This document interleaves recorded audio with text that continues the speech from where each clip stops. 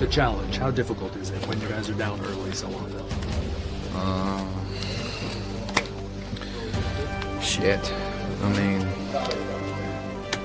it's just not fun, you know? Obviously, everybody knows that we need to play better, and we're trying to find a solution right now. Yeah, I would have wooed myself too if I was watching this game. Like I said, it's unacceptable. It's embarrassing. Just gotta be better. That's all. That's all. I feel like as a professional athlete, that's all you can ask for. Just go out there, trust the process, and keep fighting. Keep going. Like I said, it's a long season, 162 for the hitters, but 30, 35 for starters. You're gonna go in through bad stretches, and we're currently going into one, and we'll get out of it. Hi, everybody. Welcome to Marty Time TV. I am Marty Caswell. We are brought to you by the all-new Hamul Casino Resort, the Players Place. I believe today is Thursday. I'm excited to bring in my guest. You guys know this guy. You know Jake Garegnani from CBS Sports. Now, those palm trees, that's not San Diego. This dude's in Brazil because he is there for the start of the NFL season. We are going to get there shortly. But, Jake, how are you today? Look at those palm trees, man. I know, it's beautiful. I'm doing quite well. It's been a very busy trip down here to Sao Paulo, but I'm doing well. It's sunny, it's beautiful, and I'm enjoying being in a new place. And being about as far away from Petco Park as possible is not the worst thing in the world right now. Oh my goodness, you're not kidding, man. It's been I don't know what to make of what I just saw. And you heard from Nestor Cortes. Now to set up that open, that was Tatis. When he said it wasn't fun, he wasn't talking about playing baseball. He was asked about what's it like to just start the game. And you guys, you're down every single game, right? Because the starting pitching has been an issue. By my calculations, that's 9 straight games that a Padres starter has not even gotten to the 6th inning. Cortes 2.1 yesterday, the day before. Darvish 4 innings. Dylan Cease 4 innings. Morgan 2 innings. Pivetta 5. Cortes again 3. Darvish again 4. Cease 4.1. Sears 3.2. The last Padres pitcher to get through 6 innings was Nick Pivetta on August 24th, and I believe he pitches on Friday versus the Rockies. Normally, that's a good thing because you want Nick Pivetta to be that stopper. However, he has struggled at Coors Field. So I don't know, man. I don't know what to make of this. Padres have now lost 3 series in a row. They've lost 2 back-to-back series to 2 of the worst teams in the American League, not the Chicago White Sox. Jake, I wrote down 2 questions for you. And before you expand, I want you to answer them yes or no questions. First question, do you believe in the Padres? Yeah. I mean, again, before I expand, yeah. Next question. Yeah. Do you believe the Padres can make a deep playoff run? Yes, but now do I get to expand? Yes, now you're free to go ahead and talk. Go for it. I feel like there are caveats to both of those questions. Because there are waves throughout the season where I really, really believed in that. And then there are waves where you go, man, I'm kind of hanging on for dear life to believe in that. We're clearly in one of those waves where you're like grasping at believing in that. I tend, as you know very well, not to get too high or too low. And so I still believe in the product that I've seen before. With that being said, I know you like me to come on here and be Mr. Sugarcoat and everything's good. No. But I ain't seeing that right now, so I'm not going to sugarcoat anything. I answered your questions just because you were asking me those. But in all honesty, it's been so ugly. And the most frustrating part about it, Marty, is that this was the part of the season that was supposed to be, grab it, bring all the momentum, and let's get into that postseason on fire. And it could not have been more of the opposite so far. I mean, you mentioned how bad the starting pitching's been. Yeah. We're losing to teams that are just not good baseball teams. All of it is unacceptable, and I think the players would say that too, and it's incredibly frustrating as a fan. Are you shocked at how much the Padres have really missed Xander Bogaerts? And I know he became a convenient punching bag, especially to start this season. He struggled, but he was one of their best hitters, man, come June and July. He helped carry them to where they are right now. I think he is a much bigger loss than people expected. And you see what they're doing at shortstop right now with, Mason McCoy and Jose Iglesias. Iglesias is valuable defensively, right? You want him to give Manny Machado a break at third base. He can play some great defense, but his bat is exposed when he plays every day. And that's not why the Padres brought him here in the first place. Yeah, 100% right. He's here to play great defense and be a leader in that clubhouse. If you're relying on the bat of Jose Iglesias, you're probably in big trouble, and that's why the Padres have been in big trouble with multiple guys. No offense to him, but like you can't be relying from quality at bats from Mason McCoy and some of these guys night in and night out.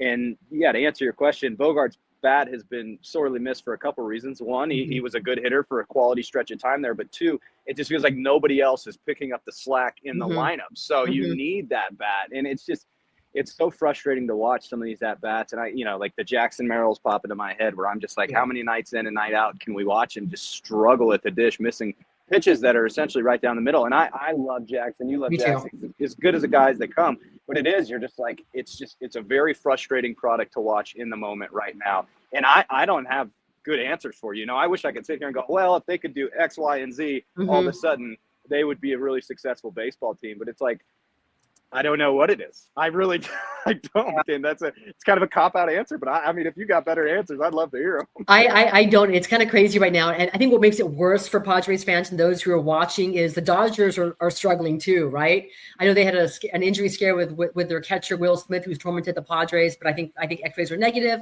But they've just lost a series to the Pirates. They faced the mighty Orioles on the road this week. And I think Shohei Ohtani was scratched from yesterday's start because of, I don't know if he's sick or something, but he's going to pitch there. But there's really no one seizing command in the National League. And so that's why, to answer the question I asked you, I mean, if they can figure out their pitching, if they can get Michael King back, and I think what Mike Schultz said, you could write it down. I think he said, did he say pen or pencil? I think it's likely, barring a setback, that he could start in San Diego against the Reds when they return. The last place I even want to start Michael King, by the way, would be Colorado. I think he's going to throw a side session there again. But if they get Michael King back, if they can get 3.1 innings out of Michael King and then turn it over to their bullpen, then maybe I feel better. But right now I'm at a point, like, I don't know who I trust in this rotation outside of Nick Pivetta. No, and look, as somebody who's been a huge proponent of this team and the roster they've had for a very long time, you're starting to see some of the hits in the armor, right? Like when Jason Adam goes down, all of a sudden the best bullpen in baseball has a hit. And then, the starting pitching was real solid for a while there. And now all of a sudden they're taking big hits. And then the lineup was doing a little bit better and they're taking hits. So you do start to see the holes in the lineup, and you're curious to know if they could fill them again. Because look, let's all think back to, I can't remember the month off the top of my head, whatever it was, but they had struggled really, really bad, and everyone was jumping off the ship again, and then they got back on it. And you're quickly running out of time, but there's no reason to say they can't jump back on the horse here soon and take some momentum in the postseason. But that is some silver lining looking right there, and I'll admit to that one, because it's been rough. And you mentioned the Dodgers there. I think one thing is like, hey, it's great that they're playing bad because we're not falling too far behind. But you're almost like two anchors sinking in the water together at this point. Like, remember when the NL West was going to be the best division in all of baseball? And now the leading team is barely leading the division, and they're doing it as one of the worst leading division records. It's just wild the way baseball is. It's aggravating. And so right now, Padres are 76-64. To your point, they are 2.5 games. They're still as bad as they played, Jake. They've lost 8 out of 10. They're still 2.5 games back of the Dodgers. Now they only have a 1-game lead over the Mets for that second wild card. Listen, do I think the Padres make the playoffs? Yes, because the Giants, who are the hottest teams in baseball, a lot has to happen for them to go ahead and catch to get a wild card spot, and they do have a much tougher schedule. But man, this starting pitching is really scary. I would like to see Randy Vasquez up here. I know that there was like, why doesn't Mike Schilt, in the Padres? How come they don't trust him the third time through the lineup? But right now, a pitcher that can get you to the third time through the lineup would be a bonus. That would be great. Anybody that could literally get into the third time through the lineup would be money. Yeah. I'll tell you this, yesterday, even as bad as that series, as dismal as that series was, I thought the Padres clubhouse, you've been in there, Jake, on a Sunday when they're catching a flight and it's like doom and gloom. They seemed a little bit upbeat. I think they were just looking forward to just getting away from Petco Park, having an off day before Colorado, watching some football. I mean, I know Manny Machado had said that number one, he can't take a day off now. There's only 22 games left, but he probably should have taken one earlier. He just needs to go ahead and just reset, breathe, and then get ready for the final stretch. So I'm hoping that this quick trip to Colorado, never fun, especially when you have a depleted pitching staff. I mean, that's like the last place you want to go, but they seem pretty upbeat that at least offensively they can figure out their struggles. And the same thing that makes this stretch really frustrating, the fact that they're losing to bad teams, is the same thing that could turn it around really quickly, is you're still playing a lot of bad teams. There's no reason that all of a sudden you click and start beating up on some bad teams. So, again, the same thing that's been like wanting to pull your hair out, how the hell are we getting swept by the Baltimore Orioles, is the same reason, like, okay, now we go to Colorado. Yeah, it's a tough place to play, but that's a bad baseball team. Go win 2 or 3. So it's a bit of a double-edged sword in that sense, but it is what could flip the switch for sure. I completely agree. Also, by the way, Jake, speaking of the bad baseball team, they did score 37 runs in 3 games when they were in Colorado last time. Their lone loss, they took 2 out of 3. Their lone loss came with Nick Pivetta, who I believe goes Friday against Kyle Freeland. And I am so interested to see what Mike Schilt does with the rotation. By the way, I know there's been like a lot of dialogue on Freddie Fermin, but I think that, when he came here, I mean, he was playing every single day. You know how it is. Normally, when you after a night game, the catcher is off that next day. But that didn't happen with Fermin. They threw him out there every single day, and I think it kind of wore him down. You saw Diaz yesterday catching Nestor Cortes. So we're going to see we'll see what happens. How Mike Schilt will use his catching duo come the final stretch. All right, Jake, you were out there in Brazil. I am super, super, super, super jealous. What is the vibe out there for the Chiefs? For our team, the Chiefs. I'll tell you what's really cool. We bus to practice from where we're staying through part of Sao Paulo, kind of the outskirts, and people were lining up out in the streets to see the buses come through. You could just tell how unique this is. You could tell how unique this is for the buses to be going through and people to be seeing these players out here. It's been a really cool experience. This is personally the first time I've ever traveled with an NFL team. So getting to experience all that is very unique for me, flying with them, busing with them, going everywhere with them. And then to do it in a place like this, it reminds me a lot, Marty, you and I both went to Mexico City when the Padres were there. The celebration of culture and sport and everybody coming together to throw kind of this big party. I liken it to that. And I've just been really impressed with the people and how nice everybody is. And we're a little limited because I'm with the team. There's not as much going out like we did in Mexico City. Where are you traveling? Did you travel on their charter? Yeah. Oh, wow. So I'm a little more limited to what I can do, but the times, and I'm getting to go out tonight too because we're going to a fan thing. But it's just like a fan fest? Okay. Yeah, kind of. But it's just been a beautiful city, incredibly nice people, and I was taken aback yesterday riding the bus to practice, just how impressed people were with the fact that the NFL was here. It's only the second game ever played in South America in Brazil. And so the NFL, as you very well know, is massive. Obviously, soccer is huge down here, but for the NFL to be coming here, it's different. It feels different. It's different for the people here. It's been really, really a cool experience. And we don't get those a lot anymore in our industry. It's a lot of routine what we get to do, and why people find it really awesome the jobs we have, and I love it to death. You do kind of find a routine in your style, and then all of a sudden you get to do something like this, and you're really reminded of how beautiful sports and culture combining are. Jake, you brought up Mexico City. By the way, the Padres will play there. I think they're going to play there again next season. I'm not sure if it was the Giants or the D-backs. I'll see you there. I will buy the margaritas at the airport when we're stranded this time. We'll have to get our buddy out there to join us because that was a wild trip with some stories that may one day be told. We shall see. Favorite. I will zip a lip. It is my favorite. It is by far my favorite story, I think, that I own in my career is the Mexico City airport margarita story. Oh my gosh. Margaritas, I should say. Listen, guys, we were delayed there for a very, very long time. I think 5 hours. 5 hours at the airport bar. Okay, what was my line of questioning going to be? So again, Mexico City, of course, baseball is popular. They play baseball, right? But is it very popular in Brazil? Is the game sold out? What's the buzz like around town? Everything I've heard, it's sold out. I haven't, been able to talk to a ticketing person or anything and confirm that, but the word I've been told is that it's sold out. Like I said, the buzz is pretty good. We haven't even been able to get down to Arena Corinthians yet, which is where the game's being played. It's about 45,000, so I imagine it's packed and a big party and all that stuff. I think tomorrow is going to be a lot of fun. I really do. There is a buzz kind of around town when you get out and about, and it's exciting. It really, I've had a lot of fun. I didn't know what to expect coming down here, and it's just been really, really fun and a big change up from what we normally do. And I kind of go back to just talking about how brilliant it is that, I'm going to get on my soapbox a little bit here, but there's so many like minimal things in this world we get to celebrate. It feels like a lot of the world can be very doom and gloom, and it's always news and bad news and this, and then you come out and you celebrate sports, which is what we love to tell, and it's our storytelling is our industry, and we get to talk about the beauty of sports and how it brings people together and how fan bases get to rally together and how entire cities can rally around a team. And you get like that big feeling when you come down here and you celebrate with an entire another culture with a sport coming into town. And it reminds you like how the simple things in life are the beautiful things, and how sports are the greatest equalizer of all, in my opinion.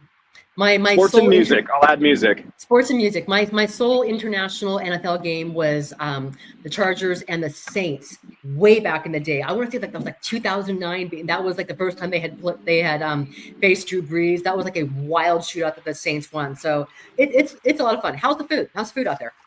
What are you eating? Last night was awesome. They brought like the authentic Brazilian barbecue to the hotel, and they fired it up right there. They did like the grill and everything, and they made all the authentic Brazilian barbecue, and it was to die for.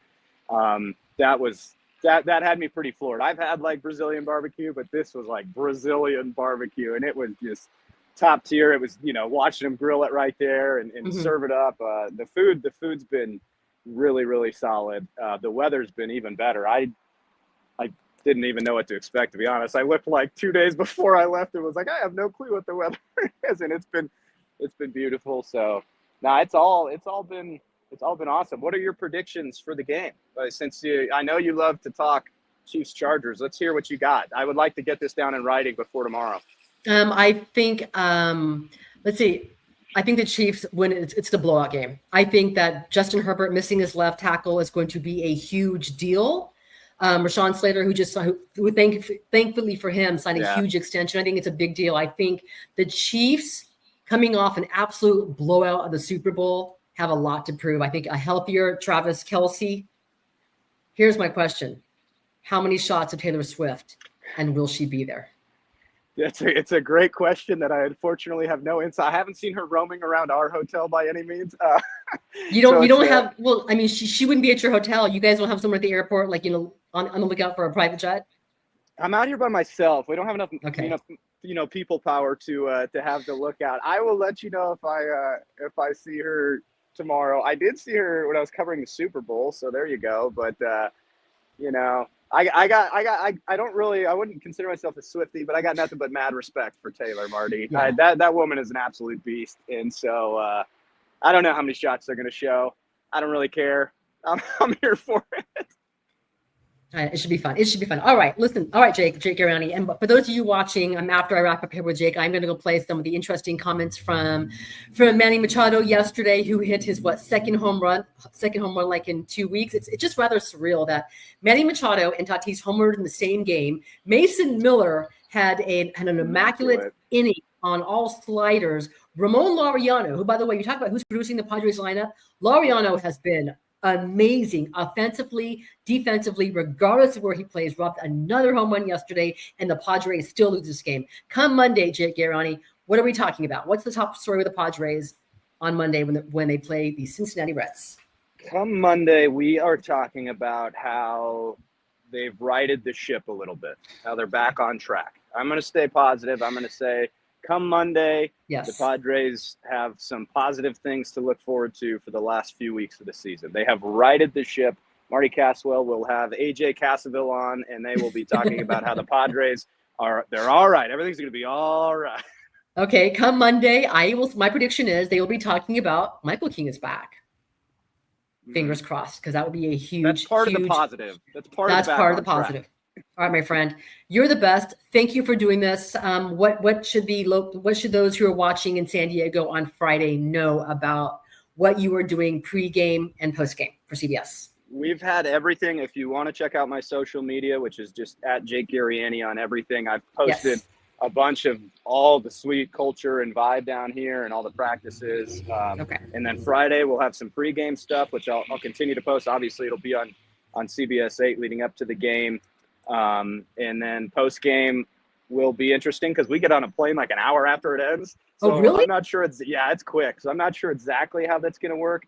But the big thing I'd like to shout out is that we're going to come out with a big special about this whole trip. It'll be like a 30-minute special that'll run on CBS 8 Plus, and I can pump that when it's done, and it'll be all over social. But it's cool. I mean, whether you're a Charger fan or not, I think the experience of getting to travel with a team and see what it's like to come to another, culture and city, I find it fascinating, fan or not.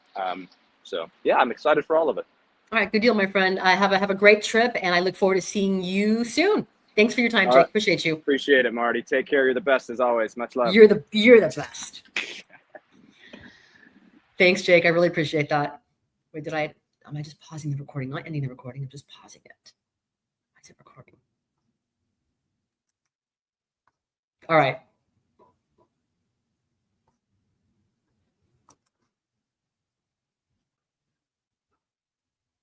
Let me guess. Was I just having technical difficulties trying to wrap with Jake Garegnani? All right. So he will be part of the CBS broadcast for Chargers and Chiefs on Friday. All right, guys. To go ahead and wrap today's show.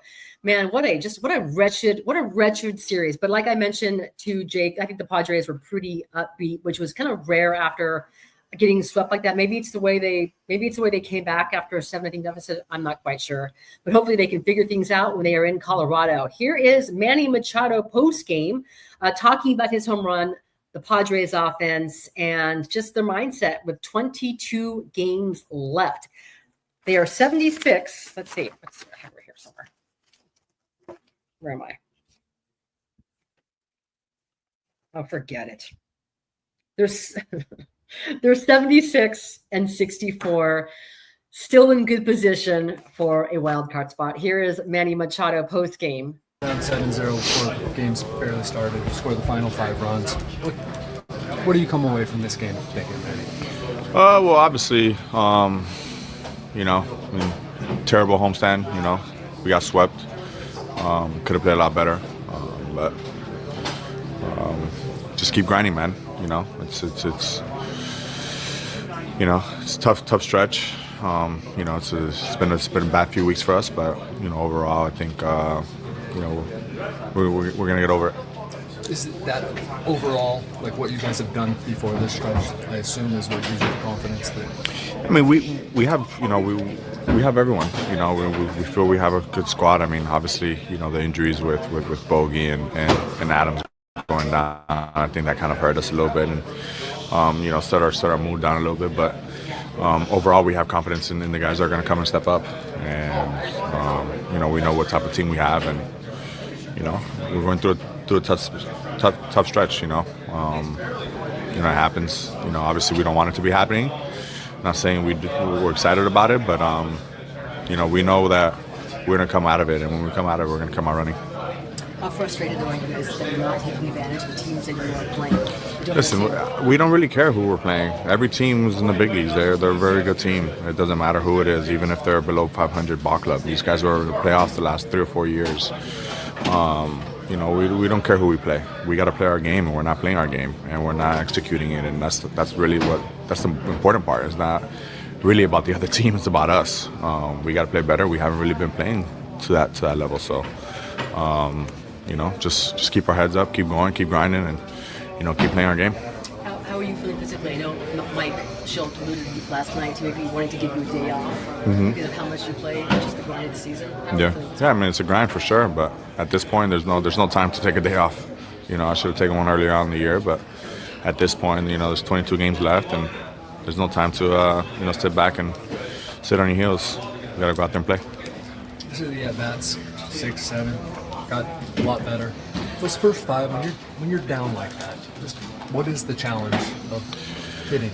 I mean, you have the guy that goes in there and throws strikes, and then we obviously hit the ball hard in some of those innings early on. We hit the ball hard, but just right at guys, and we couldn't really get it through a hole, or we couldn't get guys on. So whenever you're facing guys that throw strikes, it's kind of, and you're down. I mean, it's kind of, you got a double whammy there. So you just got to keep grinding, keep trying to wear them out, and hopefully that first guy gets on. Like we did that inning. These days off that are in the schedule must be very precious to you then, like tomorrow. They're all precious. Yeah. They're all precious. What do? Do you move at all? You just I'm gonna try. No, I'm gonna try to get away from baseball for a little bit. I think we all need that as a group. Just kind of get away from baseball, focus on something else, some golf or some. Football starts tomorrow, so that's a good thing. So just get away from baseball for a little bit and come back Friday ready to roll. You guys scored 37 runs last time you were in Colorado. You're looking forward to playing there? I'm looking for a win. Whatever it takes to win a ball game, whatever it is, go out there, just have good at bats, play some good defense, and try to score one more run than Colorado. You guys gave yourselves a chance today after a discouraging start. Just emotionally, how do you feel like the team has kind of navigated this start? It sucks. Definitely sucks, but we're ready to turn the page and get on to the next road trip and hopefully start it off on the right path. So it's been a tough stretch for us, but we're confident in the guys that we have in here. All right, so that was Manny Machado post game yesterday talking about. He summed it up. It sucked. It just sucked. They played terrible baseball. But hey, 22 games left, and guess what, guys? It is now officially a sprint and not a marathon. It kicks off Friday in Colorado. Hopefully much better results from Nick Pivetta this time. All right, sorry about it. Listen, let's go. I know Manny Machado is a Cowboys fan, not feeling good about his chances tonight versus the Eagles. And when it comes Friday, let's go Chiefs. Guys, thank you so much for watching. Have a wonderful day. I'm Marty Caswell. You've been watching Marty Time TV. Hopefully no tech issues this time. We are brought to you by the all-new Hamul Casino Resort, the Players Place. Have a wonderful day. We'll talk to you soon. Told AJ I'm really glad he went out and got Mason. So that's all I've really processed. This bullpen's so deep. Of all the bullpens in the league, to not need me, it's this one. So I'm excited to cheer those guys on. It's a family out there, so I'm excited. How hard for you to deal with it, not to be really part of that postseason? Yeah, I think that's the hardest part. The recovery is what it is. You can take that day by day, but just knowing this group in here, the mental toughness they have, the skill, you just know there's everything in this clubhouse to win the World Series. So you want to be a part of that, but I can still play, I think, a small part in that and just showing up every day for the boys. But yeah, that's the hardest part. Your teammates seem heartbroken for you. How do you expect them to respond going forward? I love those guys. It's a family in here, so they all came in, showed me love, but yeah, really thankful.